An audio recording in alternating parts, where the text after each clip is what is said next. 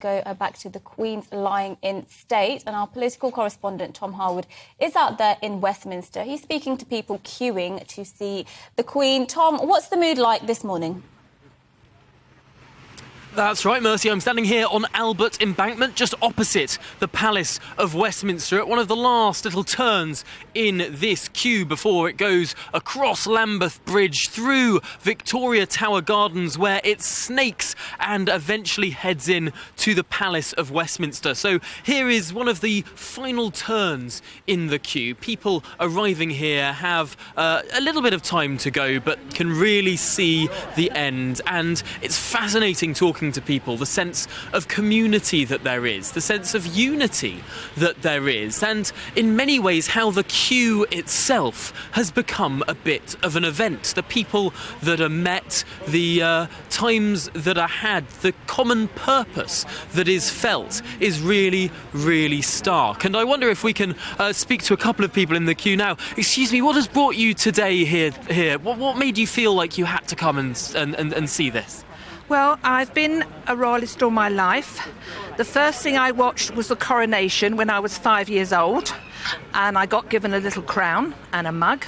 And I've been to every other royal occasion since then, often in the Mall or anything.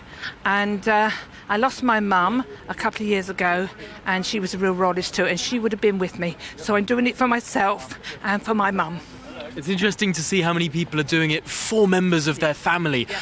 Has it felt like a bit of a community here in the queue? Yes, I mean, we've been talking to all sorts of people, which is really nice. It's a bit like big gaps and small gaps, you know, and further back when we were all queuing together, it was really good. But this seems to have got a bit sort of hodgepodged now. So, but yes, there's a real family atmosphere, and people are talking about their experiences.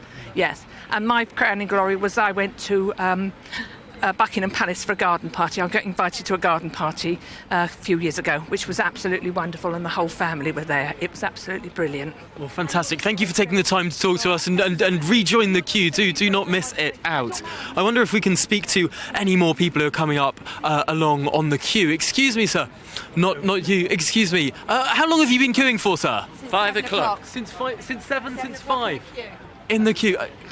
What brings you here today? What made you feel like you needed to come and see the Queen? 70 years of service for us. How could I not spend a few hours saying thank you? A sentiment that's echoed down this queue so much. Excuse me, madam, how long have you been queuing today? Oh, since 7 a.m.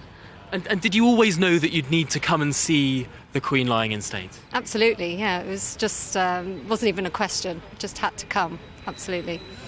A feeling of compulsion almost? Yeah, literally felt compelled.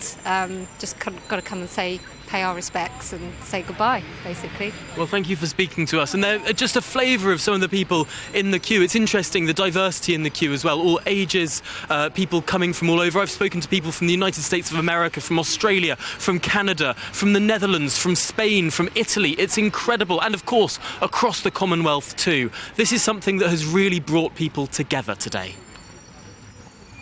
Thank you, Tom.